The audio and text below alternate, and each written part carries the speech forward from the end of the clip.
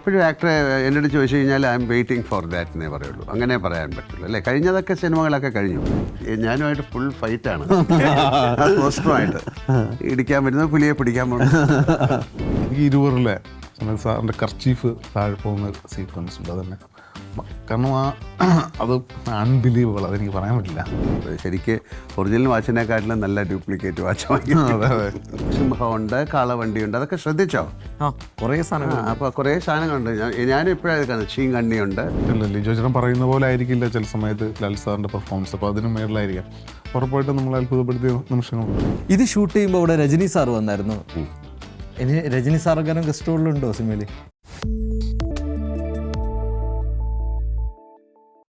ഒരു പ്രതിഭയും പ്രതിഭാസവും ഒന്നിക്കുന്ന മൂവിയാണ് മലൈക്കോട്ട ബാലിബൻ.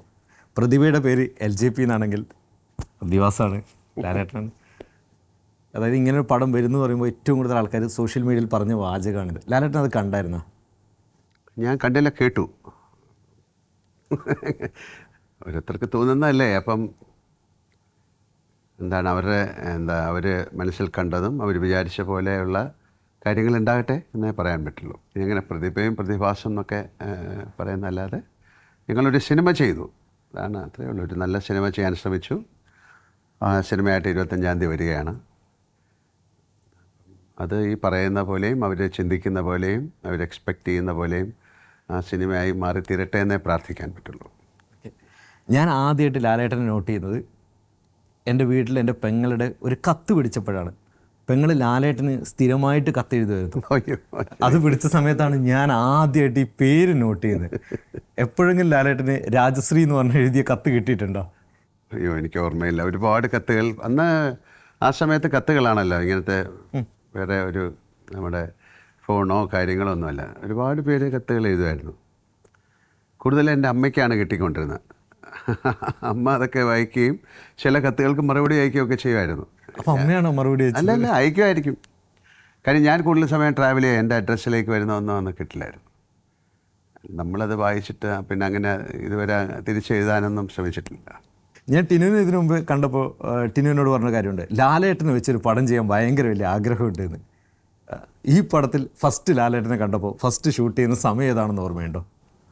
ഓർമ്മയുണ്ട്. ജയ്സൽമീറിൽ മോർണിംഗ് രാവിലെ ആദ്യത്തെ ദിവസം ഷൂട്ട് സാറിനില്ലായിരുന്നു. ആദ്യത്തെ ദിവസം സാറ് വന്നു, പൂജയൊക്കെ കഴിഞ്ഞിട്ട് പോയി. പിറ്റേ ദിവസമായിരുന്നു സാറിൻ്റെ ഷൂട്ട്. രാവിലെ തന്നെ ഒരു 9 മണി 9:30 ആ സമയം. പൊതുവേ LJPയെ കുറിച്ച് ഞാൻ കേട്ടിട്ടുണ്ട്. LJP അങ്ങനെ സ്ക്രിപ്റ്റ് ഒന്നും ഫോളോ ചെയ്യാത്ത ഒരാളാണ്. ഇപ്പോൾ രാവിലെ ഇങ്ങനെ ഇറങ്ങുന്ന സമയത്ത് ഒരു സ്ഥലത്ത് ഇങ്ങനെ കണ്ട ഇവിടെ നമുക്ക് ഇന്ന് ഷൂട്ട് ചെയ്യാമെന്നൊക്കെ പറയുന്ന ചുരുളിയുടെ സമയത്തൊക്കെ ശരിക്കും അങ്ങനെയായിരുന്നു സ്ക്രിപ്റ്റ്? ഈ സിനിമയ്ക്ക് അങ്ങനെ പറ്റില്ല. ഈ സിനിമയ്ക്ക് അങ്ങനെ പറ്റുന്ന സിനിമയല്ല. അത് ഓരോ സിനിമയ്ക്ക് ഓരോ മേക്കിംഗ് ഉണ്ടല്ലോ. ഈ സിനിമയ്ക്ക് വ്യത്യസ്തമായ സ്ഥലങ്ങൾ, ആ സ്ഥലത്ത് അവിടെയുള്ളതെല്ലാം തീർക്കണം. കാര്യം ഒരുപാട് ഡിസ്റ്റൻസ് അല്ലെങ്കിൽ പോകേണ്ടി വരും. നമ്മൾ പെട്ടെന്ന് കാണുന്ന ഒരു സ്ഥലത്ത് ഷൂട്ട് ചെയ്യാൻ പറ്റില്ല. അപ്പോൾ അതുകൊണ്ട് പല സ്ഥലത്തും സെറ്റുകളൊക്കെ ഉണ്ടല്ലോ, സെറ്റുകളൊക്കെ ഇട്ടുണ്ട്, വലിയ സെറ്റുകളൊക്കെ ഇട്ടുണ്ട്. അപ്പോൾ പിന്നെ ഒരുപാട് പ്രാവശ്യം പോയി കണ്ട് ഫിക്സ് ചെയ്ത. അതെ, ഒരുപാട് ലൊക്കേഷൻ ഹാൻഡ് ചെയ്തിട്ടുള്ള സ്ഥലങ്ങളാണ്. ആരാ ഈ പേരിട്ടത് മലൈക്കോട്ടൈ വാലിബൻ? ലിജോട്ടൻ തന്നെ. ആക്ച്വലി എന്താ ഈ വാലിബൻ? വാലിബൻ എന്താണെന്ന് സിനിമ കാണുമോ? അല്ല, മലൈക്കോട്ട എന്നൊരു സ്ഥലമാണെന്ന് തോന്നുമല്ലോ, ഒരു കോട്ടയാണല്ലേ. വാലിബൻ എന്ന് പറഞ്ഞാൽ ഒരു കുറേ മീനിങ് ഉണ്ടാവും. ഒരു യോദ്ധാവ് എന്നുണ്ടാവും, അവിടുത്തെ ഒരു ഒരു പ്രൊട്ടക്ടർ എന്നുണ്ടാകാം.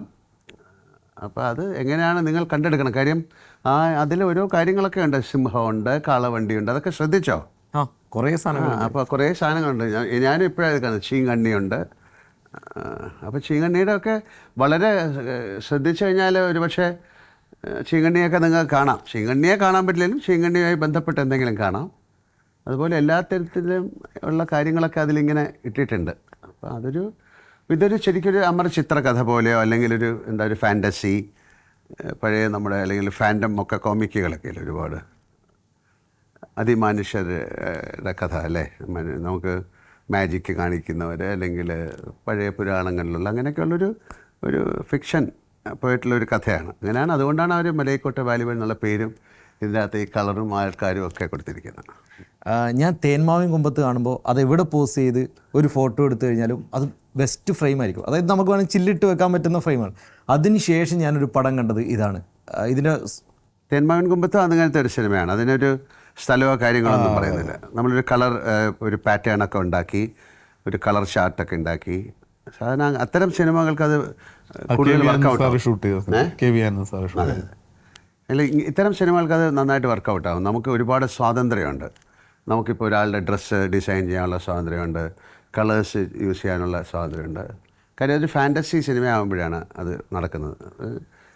എന്താണ് തേന്മാവിൻ കൊമ്പത്ത് ആ ഒരു പാറ്റേൺ. പക്ഷേ ഈ സിനിമ അതുമായിട്ട് യാതൊരു ബന്ധമില്ല. ഇതിൽ എടുത്ത് പറയാവുന്ന കാര്യങ്ങൾ അതിൻ്റെ മ്യൂസിക് ആയിരിക്കാം, എല്ലാം, അതിൻ്റെ ക്യാമറ ആയാലും അതിൻ്റെ പിന്നെ ആർട്ട് ഡയറക്ഷൻ ആയാലും എല്ലാം, അതിൽ അഭിനയിച്ചിരിക്കുന്ന ആൾക്കാർ എല്ലാം സെലക്ട് ചെയ്തിരിക്കുന്നതും കാസ്റ്റിംഗ് ഒക്കെ വളരെ ഡിഫറെൻ്റ് ആയിട്ടാണ്. മലയാളത്തിൻ്റെ അവതാരം മോഹൻലാൽ അവതാരം എന്നാണ് എഴുതി കാണിച്ചിരിക്കുന്നത്. ശരിക്കും എന്താ അങ്ങനെ എഴുതി? അവതാരം എന്നല്ല, മോഹൻലാൽ, മലയാളത്തിൻ്റെ മോഹൻലാൽ അവതരിക്കും. അല്ല, അത് ഞാൻ പറയുന്ന ഈ ഒരു സിനിമയ്ക്ക് ഇങ്ങനെയൊക്കെ പറയാൻ പറ്റുള്ളൂ. മലൈക്കോട്ടെ വാലിബൻ എന്ന് പറയുന്ന ഒരു ഫിക്ഷനാണ്, ഒരു ഫാൻറ്റസിയാണ്. അപ്പം അതിലൊരു ആ സിനിമ കാണുമ്പം നമുക്ക് തോന്നാവുന്ന ഒരു സിനിമ എടുക്കുന്നതിന് മുമ്പേ അദ്ദേഹത്തിൻ്റെ മനസ്സിലൊരു സിനിമ ഉണ്ടായിട്ടുണ്ടാകും. അപ്പോൾ അതിൽ ചില ഇപ്പം ഇങ്ങനെ ചില ചോദ്യങ്ങൾ ചോദിക്കാൻ വേണ്ടിയിട്ടായിരിക്കും അങ്ങനെ ചില പേരുകൾ ഇട്ടിരിക്കുന്നത്. എന്ന് ഇതിൻ്റെ കൂടെ ഒരു ചോദ്യം ചോദിക്കാം, ലാലേട്ടൻ്റെ ഏറ്റവും ഇഷ്ടമുള്ള അവതാരം ഏതാണ്? ഒരുപാട് ക്യാരക്ടർ ചെയ്തിട്ടുണ്ട്. എപ്പോഴും ആക്ടറെ എൻ്റെ അടുത്ത് ചോദിച്ചു കഴിഞ്ഞാൽ I M waiting for that എന്നേ പറയുള്ളൂ. അങ്ങനെ പറയാൻ പറ്റുള്ളൂ അല്ലേ. കഴിഞ്ഞതൊക്കെ സിനിമകളൊക്കെ കഴിഞ്ഞു. ഇപ്പം എൻ്റെ അടുത്ത് ചോദിച്ചു കഴിഞ്ഞാൽ ഏറ്റവും ഇഷ്ടമുള്ള സിനിമ ഏതാണെന്ന് ചോദിച്ചാൽ മലൈക്കോട്ടെ വാലിബൻ എന്ന് പറയാൻ പറ്റുള്ളൂ. കാര്യം ഇപ്പോൾ അത് കഴിഞ്ഞിട്ട് അതിൻ്റെ കയ്യിൽ നിൽക്കുകയാണ്. ഈ സിനിമ കഴിയുമ്പോഴത്തേക്ക് അടുത്ത സിനിമയിലേക്ക് പോകും. അടുത്ത സിനിമ എൻ്റെ ബറോസ് എന്നുള്ള സിനിമയാണ്. ഞാൻ അതിനെക്കുറിച്ച് സംസാരിക്കും. അപ്പോൾ ഇദ്ദേഹം പുറയിലേക്ക് പോകും. ഇതിനു മുമ്പുള്ള നേരം എന്നുള്ള സിനിമയായിരുന്നു. അപ്പോൾ അത് വിജയ് മോഹൻ എന്നുള്ള ക്യാരക്ടറായിരുന്നു. അപ്പോൾ അതിനു മുമ്പുള്ള സിനിമകളെ കുറിച്ച് അതിൽ വരാൻ പോകുന്ന സിനിമയെക്കുറിച്ച് ചില ചിന്തകൾ വരുന്നത്.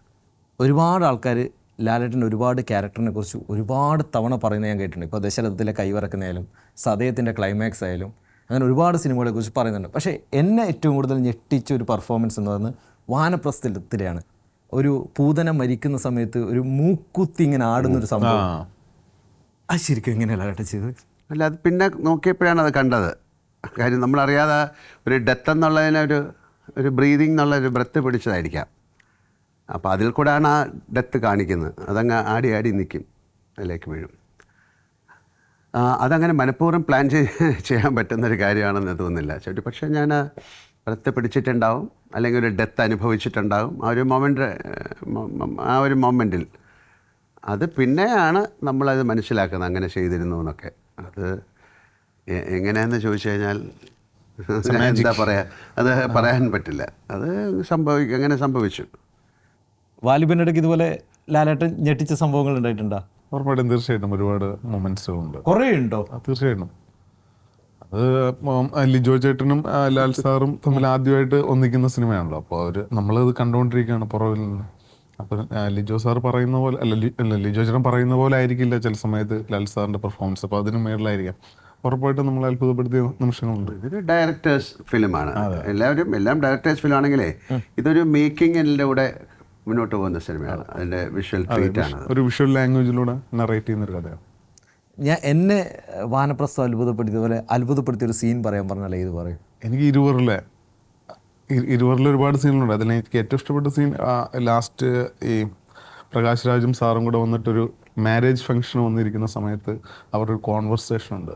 സമയത്ത് സാറിൻ്റെ കർച്ചീഫ് താഴെ പോകുന്ന ഒരു സീക്വൻസ് ഉണ്ട്. അതന്നെ കാരണം അത് അൺബിലീവബിൾ. അതെനിക്ക് പറയാൻ പറ്റില്ല. ഇതിനൊരു കർച്ചീഫൊന്നും ശരിക്കും അവർ പ്ലാൻ ചെയ്തതല്ല. അല്ലല്ലേ. പക്ഷെ അദ്ദേഹം എപ്പോഴും ഒരു കർച്ചീഫ് നമുക്കപ്പോൾ ഒരു ആക്ടറിന് ഒരു ഒബ്ജക്റ്റ് ആയിട്ടാണ് നമുക്ക് യൂസ് ചെയ്യാം. അപ്പോൾ അത് ഒരുപാട് കാര്യങ്ങൾ ചെയ്യാൻ പറ്റും. അതുകൊണ്ട് നമ്മൾ തന്നെ അത് നമുക്ക് തോന്നിപ്പിക്കുന്നതാണല്ലോ. ഇപ്പോൾ ഇതിൽ തന്നെ ഒരു ഡ്രസ്സ് ഇടാം, അല്ലെങ്കിൽ കയ്യിലൊരു സാധനം ഇടാം, അല്ലെങ്കിൽ ഒരു ഓർണമെൻ്റ് ഒക്കെ ഇടാമെന്ന് തോന്നിക്കുന്നത് അങ്ങനെ. അതുകൊണ്ടാണ് അതിപ്പം ആ ക്യാരക്ടറുമായിട്ട് അറിഞ്ഞോ അറിയാതെ ഒരു ബന്ധം ഉണ്ടാകുന്നതുകൊണ്ടാണ്. അതൊക്കെ ഒരു ബ്ലെസ്സിങ് ആയിട്ടേ കണക്കാക്കാൻ പറ്റുള്ളൂ. അല്ലാതെ ഇതിപ്പം നമ്മൾ വളരെ കാലം മുമ്പ് പ്ലാൻ ചെയ്തൊന്നും അല്ലല്ലോ ഇങ്ങനൊരു സിനിമ ചെയ്യുന്നുള്ളല്ലോ. പെട്ടെന്ന് ഭവിക്കുന്നതാണല്ലോ. ഇപ്പോൾ ജയിലറായാലും വാലിബനായാലും ലാലേട്ടൻ്റെ ലുക്ക് ഭയങ്കര, അതായത് നമുക്ക് ഭയങ്കര ഇഷ്ടമുള്ള ലുക്കാണ്. ഇതിൻ്റെ പുറകിൽ ഒരുപാട് പേര് അധ്വാനിക്കുന്നുണ്ട്. ഇതിൻ്റെ പുറകിൽ ഈ ഹെയർ സ്റ്റൈൽ ചെയ്യുന്നവരുണ്ട്, അല്ലെങ്കിൽ ഇത് കോസ്റ്റ്യൂം ചെയ്യുന്നവരുണ്ട്, അല്ലേ? പിന്നെ ഇത് വരച്ച ആൾക്കാരുണ്ട്. ഈ ക്യാരക്ടർ സ്കെച്ച് ഓൾറെഡി വരച്ചിട്ടുണ്ടായിരുന്നു. ആദ്യത്തെ വാലിബൻ്റെ ലുക്ക് ഇത് തന്നെയായിരുന്നു. അങ്ങനെ ലുക്കൊന്നും ഇല്ലായിരുന്നു, അതിൽ കുറേ വരച്ച് അതെ അതെ ഉണ്ടാക്കിയെടുക്കുന്നതാണ്. കുറച്ച് ഇമ്പ്രൂവൈസ് ചെയ്ത് ആദ്യം ഒരു സമൂറായി ലുക്ക് വേണമെന്ന് പറഞ്ഞതിന് ശേഷം ഒരു ജാപ്പനീസ് അങ്ങനെയൊക്കെയുള്ള ഒരു എന്താണ് അങ്ങനെ ഒരു നാടോടി കഥ, ഒരു ജാപ്പനീസ് കഥ പോലെയൊക്കെയുള്ള എന്നുള്ളൊരു മനസ്സിലൊരു കാര്യം ഉണ്ടായിരുന്നു. പിന്നെ അതിനെങ്ങനെ ഡെവലപ്പ് ചെയ്തപ്പോൾ അയാൾക്കൊരു ടാറ്റു കൊടുത്താൽ എന്താണ്, അയാൾക്ക് കയ്യിലൊരു ഓർണമെൻ്റ് ഇട്ടാൽ എന്താണ്. അപ്പോൾ ഇതിൽ നിങ്ങൾ കാണാത്ത പല ഓർണമെൻറ്റ്സും ഉണ്ട്, അത് സിനിമ കാണുമ്പോൾ അറിയാം. അതെ, മുരളിച്ചേട്ടൻ എന്ന് പറഞ്ഞൊരു ആർട്ടിസ്റ്റ് ഉണ്ട്. അപ്പോൾ പുള്ളിയെ കൊണ്ട് സാറിൻ്റെ ഒരു സ്കെച്ച് ലിജോ ചേട്ടൻ വരപ്പിച്ചായിരുന്നു. ലാലേട്ടന് ഏറ്റവും ഇഷ്ടപ്പെട്ട ലാലേട്ടൻ്റെ ലുക്ക് ഏത് സിനിമയിലാണെന്ന് ചോദിച്ചാൽ പറയാൻ പറ്റുമോ? ഇപ്പം പ്രശ്നം നമ്മൾ കണ്ടുകൊണ്ടിരിക്കുന്നപ്പോൾ ഞാൻ വെളിയിലേക്ക് ഇറങ്ങിയാൽ മുഴുവൻ കാണുന്നത് വാലിബനല്ലേ. അപ്പോൾ വാലിബൻ എന്ന് പറയുന്നത് നമുക്കെപ്പോഴും മനസ്സിൽ സൂക്ഷിക്കാവുന്ന ഒരു ക്യാരക്ടർ പോലെ തന്നെ മാറും. ഞാൻ ഒരു കാര്യം ചോട്ടെ, ഇപ്പോൾ ഞാൻ മെട്രോൻ്റെ പില്ലറിലൊക്കെ വാലിബൻ്റെ കാണുമ്പോൾ ഞാൻ ഇങ്ങനെ കുറേ സമയം നോക്കി നിൽക്കും. ലാലേട്ടൻ ഇപ്പോഴും പോസ്റ്ററൊക്കെ കണ്ടാൽ ഇങ്ങനെ നോക്കി നിൽക്കുമോ? ഞാൻ വേറെ ആൾക്കാർ നോക്കി നിൽക്കുന്നതും, ഞാനൊരിക്കലും ഇപ്പോൾ വളരെ കാലം മുമ്പ് പുലിമുരുകൻ്റെ പോസ്റ്ററിൽ ഞാൻ കാറിൽ പോയി കുറച്ച് സമയം എന്നുള്ളൂ, അയാൾ എനിക്ക് തോന്നുന്നു മദ്യപിച്ചിട്ടുണ്ടെന്ന് തോന്നുന്നു. അയാൾ ഞാനുമായിട്ട് ഫുൾ ഫൈറ്റാണ് പോസ്റ്ററുമായിട്ട്. ഇടിക്കാൻ വരുന്നത് പുലിയെ പിടിക്കാൻ വന്നു. എനിക്കൊരു പക്ഷേ കണ്ണാടി താത്തെന്ന് വിളിക്കണമെന്നുണ്ടായിരുന്നു, അതിന് മുമ്പ് വണ്ടി പോയി. അങ്ങനെ പോസ്റ്റർ നോക്കി സംസാരിക്കുന്നവരുണ്ടാവും. ഞാൻ നമ്മുടെ പോസ്റ്റേഴ്സ് കാണും, തീർച്ചയായിട്ടും കാണുമല്ലോ. ഞാൻ ലാലേട്ടനോട് കാണുമ്പോൾ ചോദിക്കണമെന്ന് വെച്ച ചോദ്യമുണ്ട്. ഞാൻ ലാലേട്ടൻ്റെ എല്ലാ ഇൻ്റർവ്യൂ എടുത്ത് നോക്കുമ്പോൾ ഓരോ ഇൻ്റർവ്യൂവിലും ഓരോരോ വാച്ചാണ് ലാലേട്ടൻ്റെ കയ്യിലിട്ടത്. ശരിക്കും എത്ര വാച്ച് ഉണ്ട് കയ്യിൽ? പിന്നെ ഞാൻ ഒരു വാച്ച് തന്നെ കെട്ടിക്കൊണ്ടുവരാം അങ്ങനെയല്ലല്ലോ, കുറേ വാച്ചുകളുണ്ടാവും. അതൊരു ഓർണമെൻ്റ് പോലെ യൂസ് ചെയ്യുന്നതാണ്. എപ്പോഴും ലാലേട്ടൻ്റെ വാച്ച് ട്രെൻഡാണ്. അതായത് ഞാൻ നരസിംഹം വന്ന സമയത്ത് ആ വാച്ച് ഉപയോഗിച്ചായിരുന്നു. രാവണപ്രഭുവിൽ തല്ലുമ്പോൾ പറയുന്നുണ്ട് കാർട്ടിയർ ആണെന്ന്. ഒപ്പം വന്ന സമയത്ത് ടച്ച് ചെയ്യുന്ന വാച്ച് ഉണ്ടായിരുന്നു അല്ലേ? ഇതിലെന്തായാലും വാച്ചില്ല. അതെ, ഇതിൽ വാച്ചില്ല, പക്ഷേ ഇതിൽ കുറേ ഓർണമെന്റ്സ് ഉണ്ട് വാച്ച് പോലെ. രാവണപ്രഭുവിലൊക്കെ ലാലേട്ടൻ്റെ വാച്ച് തന്നെയായിരുന്നു. ചിലതിലൊക്കെ നമ്മൾ കെട്ടാറുണ്ട്. ഇപ്പോൾ എല്ലാത്തിനും പിന്നെ അല്ലാത്ത വാച്ചുകൾ കിട്ടുമല്ലോ. നമ്മൾ കൂടുതലും പിന്നെ എന്താണ് ആഡ് ഫിലിമോ അല്ലെങ്കിൽ അത്തരം സിനിമകളിലൊക്കെ ഏത് വാച്ച് വേണമെങ്കിലും ഇപ്പം നമുക്ക് വാങ്ങിക്കാൻ കിട്ടും. ശരിക്ക് ഒറിജിനൽ വാച്ചിനെക്കാട്ടിലും നല്ല ഡ്യൂപ്ലിക്കേറ്റ് വാച്ച് വാങ്ങിക്കാം. പക്ഷെ ലാലേട്ടൻ്റെ എല്ലാം ഒറിജിനല്ലേ. ബ്രോഡാഡി വന്ന സമയത്ത് കുറേ ആൾക്കാരായിട്ട് ഈ വാച്ചിൻ്റെ വില 2 ലക്ഷമാണെന്നൊക്കെ പറഞ്ഞു വെച്ചാൽ എനിക്ക് ആ വാച്ച് ഇഷ്ടമായതുകൊണ്ട് പലരും എനിക്ക് ഗിഫ്റ്റ് ചെയ്യാറുണ്ട്, ഒരുപാട് വാച്ചുകൾ ഗിഫ്റ്റ് ചെയ്യാറുണ്ട്. പിന്നെ ചിലപ്പം വളരെ വാങ്ങിക്കാറുണ്ട്. ഒരു സമയത്തെ ഒരു ക്രേസ് പോലെയാണ്. ഇത് ഷൂട്ട് ചെയ്യുമ്പോൾ അവിടെ രജനി സാർ വന്നായിരുന്നു ആണോ? അവിടെ ഞങ്ങൾ ആ ജയിലറിന് വേണ്ടിയിട്ട് അദ്ദേഹം ഷൂട്ട് വേറൊരു ജയിലറിൻ്റെ ഷൂട്ട് നടന്നുകൊണ്ടിരുന്നു. രജനി സാർ എന്ത് പറഞ്ഞു ഇതിൻ്റെ വാലിബൻ്റെ ലുക്ക് വേണ്ടിയിട്ട്? ഇല്ലല്ല, അദ്ദേഹത്തിനെ ഞങ്ങൾ പോയി കണ്ടിരുന്നു ഒരു കട്സിക്ക് വേണ്ടിയിട്ട്. അദ്ദേഹം വളരെ ഫാസിനേറ്റഡ് ആയിരുന്നു ഇതിൻ്റെ കാര്യങ്ങളും ഈ സിനിമയുടെ കാര്യമൊക്കെ പറഞ്ഞപ്പോൾ. അദ്ദേഹം കുറച്ച് രംഗങ്ങൾ ഇതിലെ 2-3 ഷോട്ടുകൾ കാണുകയും ചെയ്തു. അത് വളരെയധികം അപ്രീഷിയേറ്റ് ചെയ്തു. കാര്യം ഈ സിനിമ എന്ന് പറയുന്നത് ഇതിന് ഈ കാലവും ദേശവും ഒന്നും ഇല്ലാത്തതുകൊണ്ട് എല്ലാ ലാംഗ്വേജിലും ഇത് കാണിക്കാൻ പറ്റുന്ന സിനിമകളാണ്. തീർച്ചയായിട്ടും അദ്ദേഹത്തെ ഈ സിനിമ കാണിക്കണമെന്നുണ്ട്. ഇനി രജനി സാർക്കാരും ഗസ്റ്റ് റോളിലുണ്ടോ സിനിമയിൽ? ഇല്ല, ഇതിലില്ല. എനിക്ക് തോന്നുന്നു ജയിലർ സമയത്ത് ലാലേട്ടൻ്റെ ആക്ടിങ് കണ്ടിട്ട് രജനി സാർ അന്ന് പറഞ്ഞായിരുന്നു, വേറൊരാളോട് ഇങ്ങനെ പറയുന്നത് ഞാൻ കേട്ടായിരുന്നു. അതായത് എപ്പടി ലാലിന്ത മാതിരി അങ്ങനെയൊക്കെ ചോദിച്ചായിരുന്നു അത് കണ്ടിട്ട്. ആ സിനിമയെക്കുറിച്ചല്ല, അദ്ദേഹം ഒരുപാട് സിനിമ കണ്ടിട്ടുണ്ട്. നമ്മുടെ ഒരുപാട് സിനിമയിലും തേന്മാവിൻ കൊമ്പത്ത് അദ്ദേഹം ചെയ്ത സിനിമയല്ലേ. അതുപോലെ തേന്മാവിൻ കൊമ്പത്ത് ചെയ്തിട്ടുണ്ട്, മനുഷ്യത്താഴ് ചെയ്തിട്ടുണ്ട്, പിന്നെ ഒരു സിനിമയും കൂടെ ചെയ്തിട്ടുണ്ട്. അദ്ദേഹം സിനിമകൾ കാണും. ഇപ്പം നേര് കാണണം എന്ന് പറഞ്ഞാൽ അവർക്കൊക്കെ വീട്ടിൽ അയച്ചു കൊടുക്കാറുണ്ട് ഞങ്ങൾ ഫിലിം. ഇനി ഞാൻ ലാലേട്ടനോട് കുറേ കാലമായിട്ട് ചോദിക്കണമെന്ന് വെച്ചാൽ 2 ചോദ്യങ്ങളുണ്ട്. അതിലൊന്ന് ലാലേട്ടൻ്റെ അമ്മ പറഞ്ഞത് ഞാൻ കേട്ടിട്ടുണ്ട്, അതുപോലെ ആർട്ടിസ്റ്റ് നമ്പൂരി സാർ പറഞ്ഞത് കേട്ടിട്ടുണ്ട്. ഉറുമ്പിൻ്റെ ഒരു കാര്യമാണ്. ലാലേട്ടൻ ഉറുമ്പിനെ പോലും നോവിക്കാത്ത ഒരാളാണ്. അതായത് ഫസ്റ്റ് പടം റിലീസ് ചെയ്യുന്ന സമയത്ത് അമ്മയ്ക്ക് ഭയങ്കര വിഷമമായിരുന്നു. ലാലേട്ടൻ ഒരു ഉറുമ്പിനെ പോലും, അതായത് മഴയത്ത് വെള്ളത്തിലിങ്ങനെ ഉറുമ്പ് പെട്ട് കഴിഞ്ഞാൽ ഇലയിട്ട് അതിനെ കറക്കിയിട്ടുന്നത്. അതുപോലെ വാഷ് ബേസിൽ ഉറുമ്പുണ്ടെങ്കിൽ ലാലേട്ടൻ കൈ കഴുകില്ല, കാരണം അത്ര ഉറുമ്പിനെ പോലും നോവിക്കാത്ത ഒരാളാണെന്ന് ഞാൻ കേട്ടിട്ടുണ്ട്. അതിപ്പോഴും തുടരുന്ന ഒരു പ്രാക്ടീസാണ്, അതൊരു ഹാബിറ്റ് പോലാണ് അല്ലേ. വാഷ് ബേസിൽ നമ്മളെ ഹോട്ടലുകളിലെ ഇപ്പോഴത്തെ ഹോട്ടലിൽ കുറച്ചുകൂടെ ക്ലീനാണ്. മറ്റേ ഹോട്ടലിൽ മിക്കപ്പോഴും ഉറുമ്പുണ്ടാവും സാധാരണ നമ്മൾ താമസിക്കുന്നത്. നമ്മൾ ആ വെള്ളം ഓപ്പൺ ചെയ്താൽ അതെല്ലാം കൂടെ ചത്തുപോകും. അപ്പോൾ അതിന് സമയം കൊടുത്തിട്ട് നമ്മൾ വേറെ സ്ഥലത്ത് പോയി കൈയ്യാറുണ്ട്, എപ്പോഴും ചെയ്യാറുണ്ട്. രണ്ടാമത്തെ ചോദ്യം, വടക്കുനാഥൻ ഷൂട്ട് ചെയ്യുന്ന സമയത്ത് ലാലേട്ടൻ കോസ്റ്റ്യൂം ഇട്ട് വാരണാസിയിൽ ഇരിക്കുന്ന സമയത്ത് ആൾക്കാർക്ക് മനസ്സിലായില്ല, ഒരാൾ ചെരുപ്പുമായിട്ട് വന്നു എന്ന് ഞാൻ കേട്ടിട്ടുണ്ട്. അത് ഉള്ളതാണോ? അത് ഞാൻ ഓർക്കുന്നില്ല, കാര്യം അവിടെ തീർച്ചയായിട്ടും അതുപോലത്തെ ആയിരക്കണക്കിന് ആൾക്കാരുണ്ട്. അതേ ചായ ഉണ്ടാകാൻ സാധ്യതയുണ്ട്. ഈ പടത്തിൻ്റെ പ്രൊഡ്യൂസർ പറഞ്ഞിട്ടുണ്ട്, ഞാൻ ഏറ്റവും കൂടുതൽ ടെൻഷൻ അടിച്ചത്, ഒരച്ഛനെന്ന നിലയിലും പ്രൊഡ്യൂസർ എന്ന നിലയിലും ഏറ്റവും കൂടുതൽ ടെൻഷൻ അടിച്ചത് പോണ്ടിച്ചേരി ഷൂട്ട് ചെയ്യുമ്പോഴാണെന്ന്. ഉള്ളതാണോ അത്? അതെ അതെ. അച്ഛൻ എന്ന നിലയിലാണെങ്കിൽ അത് കറക്റ്റ് ആയിരിക്കും. കടന്തലൂത്തിണ്ടായിരിക്കും. കടന്നലല്ല, തേനീച്ചയല്ലേ അത്? തേനീച്ച ഭയങ്കരമായിട്ട് അതിനെ ഒരു ആള് കല്ലെടുത്തിറങ്ങിട്ട് എനിക്ക് ആ ഭാഗ്യം ഉണ്ടായില്ല. കാര്യം എന്നെ തിരിച്ച് ആ വണ്ടിയിലേക്ക് അവർ ഓടിച്ച് കയറ്റി. നിങ്ങൾക്ക് കിട്ടിയോ? എനിക്ക് കിട്ടിയായിരുന്നു. കിട്ടിയ ആള് പറയൂ. അത് അവിടെ ഷൂട്ടിങ് കാണാൻ വന്ന ഒരാള് ഞങ്ങൾക്ക് അതിലെ സന്തോഷം ഇയാൾക്ക് കിട്ടി എന്നുള്ളതിൽ മാത്രമേ. ഞാൻ നോക്കുമ്പോൾ ആൾക്കാർ ഓടുന്നത്, നിങ്ങൾക്ക് മനസ്സിലായില്ല എന്തിനാ ഓടുന്നത്. അപ്പോഴാണ് മനസ്സിലായി പ്രൊഡ്യൂസറുടെ മോനാ ഫസ്റ്റ് ഓടുന്നത്, അച്ചു എന്ന് പറയുന്നത്. അപ്പോൾ പിന്നെ നോക്കിയപ്പോൾ ഓടി, ഞങ്ങൾ പുറകെ ഓടി. പക്ഷേ ഇപ്പോഴത്തേക്ക് ഒരുപാട് പേർക്ക് കുത്തുകിട്ടി, എനിക്കൊക്കെ കിട്ടിയായിരുന്നു. ഏതാണ്ട് 100-100ഓളം പേര് ഹോസ്പിറ്റലിൽ പോയായിരുന്നു. ഞാൻ ഹോസ്പിറ്റലിൽ പോയായിരുന്നു. അച്ചുവിന് വളരെ സീരിയസ് ആയിട്ട്, കണ്ടാൽ പോലും മനസ്സിലാകാത്ത കുറച്ചധികം ഇതായിരുന്നു. മണികണ്ഠൻ എന്നുള്ള നല്ല കുത്ത് കിട്ടി.